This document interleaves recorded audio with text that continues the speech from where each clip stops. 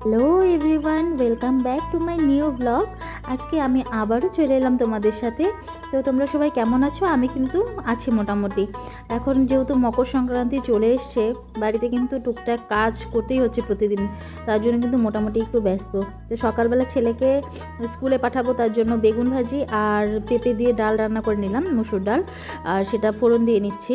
আর ছেলের জন্য ভাত আর বেগুন ভাজা ডাল দিয়ে দিলাম, ছেলে খেয়ে নিচ্ছে। আর এদিক দিয়ে আমি ছেলের স্কুলে যাওয়ার বই যা কিছু আছে সব কিন্তু গুছিয়ে দিচ্ছে এদিকে, আর ছেলে কিন্তু খেতে বসেছে।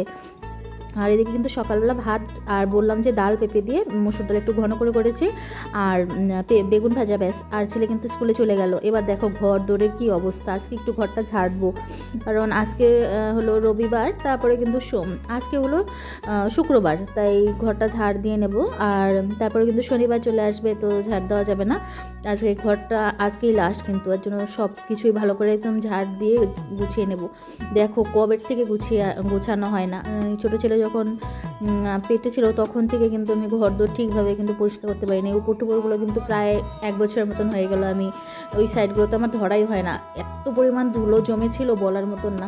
যত বাসন কোসন ছিল না সবগুলোর উপরে মনে হয় মাটি মাটি এরকম অবস্থা হয়ে গেছিলো। হাওয়া টাওয়া যখন আসে না ঘরের মধ্যে, হাওয়া ঢুকে আর নোংরা হয়ে থাকে। তো আর এইভাবে তো এত উপরে কিন্তু পরিষ্কার করা ঠিকও হয় না প্রেগনেন্ট অবস্থায়, তো তার জন্য কিন্তু আর করিনি। তো এবার সিজার হওয়ার পরে কিন্তু হয়ে গেল প্রায় 5 মাস হতে চললো, তাই এখন টুকটাক করে করছি। এতদিন কিন্তু ভারী কাজ সেরকম করিনি। তো দেখো কী অবস্থা, এগুলো সব কিন্তু পরিষ্কার করে নেব, সব কিছু ঝাড় ঠাড় দিয়ে নিচ্ছে। আর এদিকে আমার বর কিন্তু বাড়ির মধ্যে ঘাস হয়েছে, তো ঘাস মরা যে ওষুধ দেওয়া হয়েছিল আবার দিয়ে নিচ্ছে। আর এদিকে আমার কত বাসন ছিল, বাসনগুলো ধুয়ে নিলাম, আর মাছগুলো ধুয়ে নিয়ে মাছটা রান্না করে নেব। বেলা কিন্তু বেজে গেছে প্রায় দুটোর মতন, এখনও না রান্না হয়েছে না কিছু। সকালবেলা শুধু আমাদের সকালের ভাত খেতে খেতে 1টা বেজে গেছিলো, ছেলেকে স্কুলে দিয়ে তারপর বাকি কাজ করে তারপরে দুজনে খেতে বসেছিলাম 1টার দিকে খাওয়া দাওয়া শেষ। আজকে কিন্তু বরের দোকান নেই, দোকানে যাবে না, বাড়িতেই টুকটাক কাজ করবে। আজকে শুক্রবার যেহেতু বন্ধ, তাই।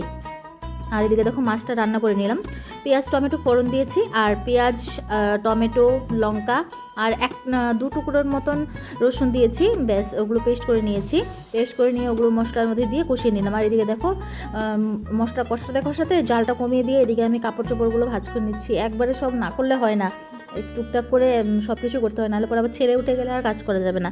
এগুলো সব করে নিচ্ছি। আর এদিকে দেখো মশলাটা কষানো হয়ে গেছে, জল দিয়ে দিলাম, এবার মাছগুলো দিয়ে দেবো। আর এদিকে ছেলে উঠে গেছে, ছেলেকে করে নিলাম। আর তার ফাঁকে কিন্তু আমি মাঝখানে স্নান করে নিয়েছিলাম। তো স্নান টান করার পর এদিকে ঝোলটা জাল কম দিয়ে আমি স্নানও করে আসছি।